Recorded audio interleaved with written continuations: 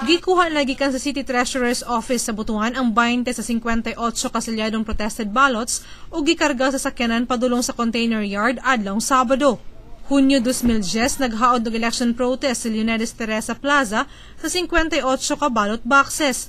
Gikwestiyon ang maong ballot boxes tungod sa giyong pagputol sa balota, ekstensyon sa oras sa pagboto ug pag-ili sa CF cards. Gwardyado sa duha ka pulis ang protested ballots. Una nag-i-order gikan sa COMELEC nga ipadala na ang mga ballot boxes, pero however ang 58 man ang protested ballot boxes, no, clustered precincts, pero ang dalhon karon is only 20. Buot daw ni kanhi Butuan Mayor Daisy Plaza nga maklaro ang iyang mga pagduda sa milabayng piniliay. After long waiting, siyempre nalipay ko no, kaya taon-taon na yun. At least ma-clear man lang ang atong doubts, atong mind kung if that election is there's no fraud in that election, no? Kaya nasurpresa si Plaza nga nung 20 lamang ka ballot boxes sa clustered precincts ang ipadala.